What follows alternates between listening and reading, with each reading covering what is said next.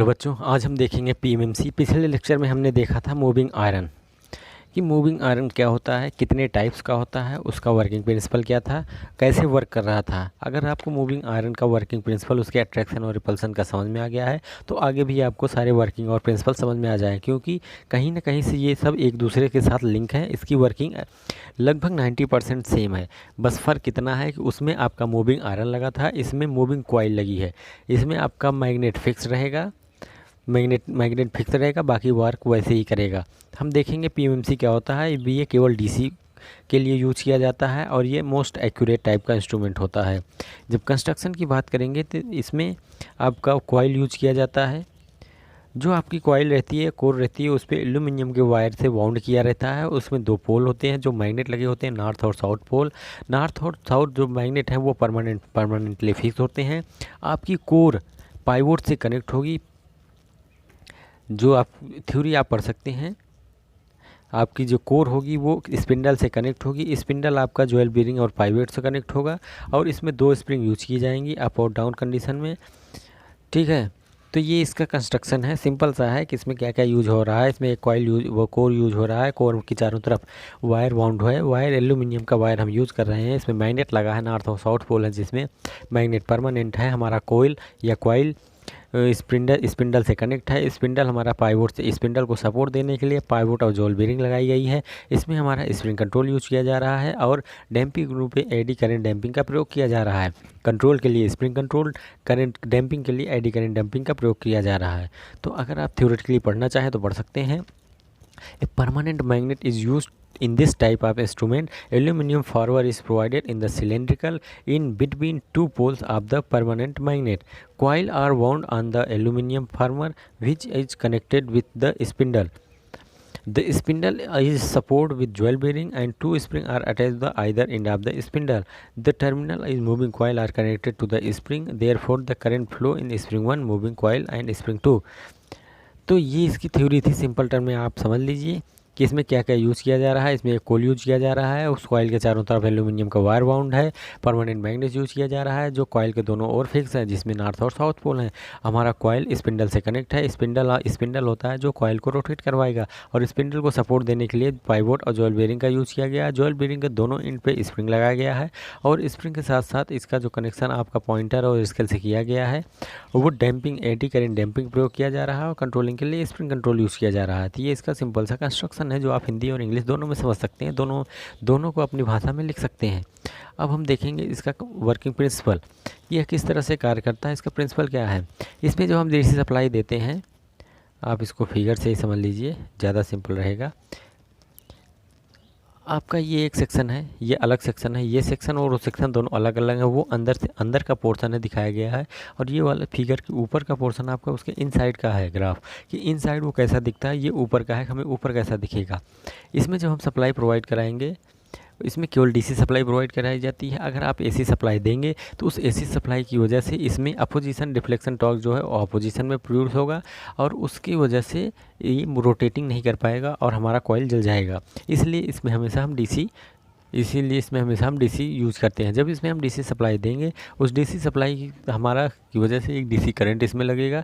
DC current जाएगा, जो DC current coil और डीसी करंट जैसे ही आपका इन किया वैसे ही कॉइल क्या करेगा,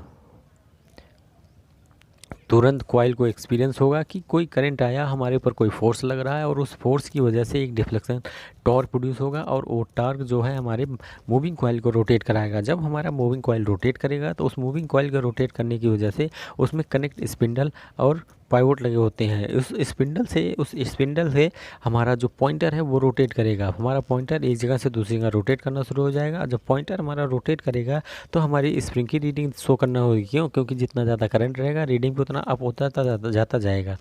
तो ये इसकी वर्किंग थी सिंपल फॉर्म में।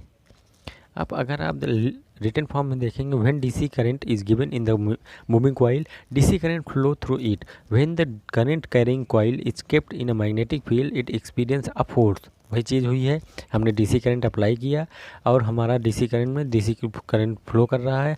जब करंट हमारा फ्लो कर रहा है तो उसमें एक कॉइल में एक मैग्नेटिक फील्ड प्रोड्यूस होगा और वो उसकी वजह से एक फोर्स एक्सपीरियंस करेगा और this force produce a torque, और वही फोर्स एक टॉर्क प्रोड्यूस करेगा जिससे हमारा मूविंग कॉइल रोटेट करेगा। The pointer is attach which the spindle, हमारा जो पॉइंटर है वो स्पिंडल से अटैच्ड है जिसकी वजह से हमारा स्पिंडल भी रोटेट करेगा। Then the pointer moves over calibrated scale, और जो हमारा पॉइंटर है फिर कैलिब्रेटेड स्केल पर रोटेट करना शुरू कर देगा।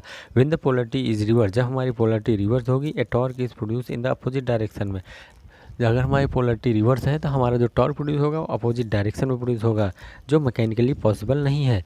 Therefore a polarity should be maintain the permanent magnet moving coil instrument, इसीलिए इसमें परमानेंट मूविंग मैग्नेट कॉइल लगाया गया है जो इसको मेंटेन रखता है। और अगर हम इसमें एसी का यूज़ करेंगे तो रिवर्स टॉर्क प्रोड्यूस होगा जिसकी वजह से हमारा कॉन्टिन्यूस डिफ्लेक्शन प्रोड्यूस नहीं हो पाएगा और हमारी वाइंडिंग जल जाएगी। तो ये एसी के यूज़ पे था कि एसी का यूज़ नहीं कर सकते हैं। बाकी डीसी का आपको समझ में आ गया होगा कि डीसी किस तरह वर्क करता है। हिंदी और इंग्लिश दोनों मैंने आपको समझा दिया है।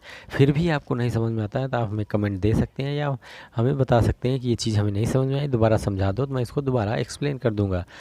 इतना तो था जो आपके डिप्लोमा के सिलेबस में है। जो इससे ज़्यादा पढ़ना चाहते हैं, जो कंपटीशन लेवल के हैं, उनके लिए टॉर्क डेवलप बाय पीएमएमसी भी आता है कि अगर हम इसमें टॉर्क डेवलप्ड हो रहा है कैसे होगा। टीडी आपका डिफ्लेक्शन टॉर्क होता है, पढ़ा है। टीसी का कंट्रोलिंग टॉर्क होता है। थीटा एंगल ऑफ डिफ्लेक्शन है। के स्प्रिंग कंट्रोल है। बी बैंडविड्थ है। B width of the coil है। आई या एच हाइट ऑफ कॉइल और लेंथ ऑफ कॉइल है। एन नंबर ऑफ टर्न है। आई करंट है। बी फ्लक्स डेंसिटी है। ए एरिया ऑफ कॉइल है। जब एक फोर्स कॉइल पर प्रोड्यूस होगा तो force is equal to B I L sine theta हो जाएगा। थीटा अगर हमारा थीटा 90 डिग्री है उस कंडीशन में नंबर ऑफ एन टर्न के लिए एफ बराबर B I N N B I L N हो जाएगा। जब बी आई एल एन हो जाएगा तो उसमें एक टॉर्क प्रोड्यूस कर दीजिए टी डी। टी डी आपका क्या होता है, फोर्स इंटू आर होता है, डिस्टेंस।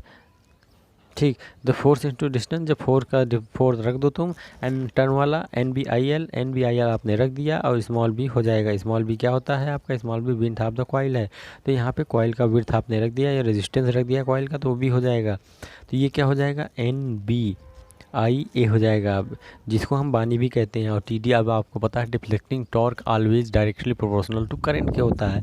तो इसको टॉर्क प्रोड्यूस हो गया कि टॉर्क किस तरह से प्रोड्यूस हो रहा है। अब हम इसका देखेंगे एडवांटेज और डिसएडवांटेज। इसके एडवांटेज होते हैं टॉर्क अथवा weight is high, power consumption is less, scale is uniform, damping is very effectively, since operating the field is very strong, the effect of stray field is negligible, range of instrument can be extended. It means अगर हिंदी में समझेंगे तो इसका torque बहुत ज़्यादा होता है, power consumption इसकी बहुत कम है, इसका जो स्केल या पटरी यूज कर रहे हैं मेजर करने के लिए यूनिफॉर्म होती है, डैम्पिंग इसकी जो एडी करंट डैम्पिंग यूज हो रही है वो बहुत इफेक्टिवली होती है, और ये ऑपरेटिंग फील्ड इसका बहुत ही स्ट्रांग होता है, और स्ट्रे फील्ड जो होती है उस स्ट्रे फील्ड या स्ट्रे लॉस भी कहते हैं उसका इस पर कोई इफेक्ट नहीं पड़ता है, और इसका हम रेंज को एक्सटेंड या बढ़ा सकते हैं। डिसएडवांटेज की बात करेंगे तो ये केवल डीसी के लिए यूज़ किया जाता है, एसी के लिए नहीं होता है। ये इसका पहला डिसएडवांटेज है। इसकी कॉस्ट बहुत हाई होती है और इसमें एजिंग एरर बहुत होता है। एजिंग एरर आता है, अगर एजिंग एरर का मतलब होता है कि अगर इंस्ट्रूमेंट पुराना हो रहा है, जैसे काफ़ी टाइम हो गया है, तो उसमें एजिंग एरर आएगा। तो उसमें एजिंग एरर आना शुरू हो जाएगा। क्यों, जैसे जैसे पुराना होता जाएगा उसमें एरर बढ़ती जाएगी। फ्रैक्शन और टेम्परेचर एरर आर प्रेजेंट, इसमें फ्रैक्शन और टेम्परेचर एरर हमेशा प्रेजेंट होती है। टेम्परेचर एरर इसलिए होती है, दोनों साइड मैग्नेट लगे हैं, मूविंग कॉइल लगे हैं, वाइंडिंग लगी है। जब इसमें करंट फ्लो करता है तो वहाँ पर एक मैग्नेटिक फील्ड प्रोड्यूस होता है जिसकी वजह से आपका टॉर्क जनरेट होता है। तो वहाँ पर एक क्या होगा, फ्रिक्शन भी होगा और टेम्परेचर भी इंक्रीज़ करेगा, तो इसलिए ये भी प्रेजेंट होते हैं। तो ये इसके एडवांटेज और डिसएडवांटेज थे। तो आपने अभी तक देखा कि पीएमएमसी क्या होता है, कंस्ट्रक्शन क्या होता है, वर्किंग प्रिंसिपल क्या है, टॉर्क कैसे डेवलप होगा, एडवांटेज और डिसएडवांटेज देखिए। इसी के साथ आपका ये वाला चैप्टर ख़त्म होता है। अब हम next chapter wattmeter start करेंगे। तो इसको आप एक बार पूरा चैप्टर देख लीजिए ताकि वाट मीटर पढ़ाने में और आपको समझने में कोई दिक्कत ना आए। ओके तो बच्चों, ये चीज़ें आप देख लीजिए।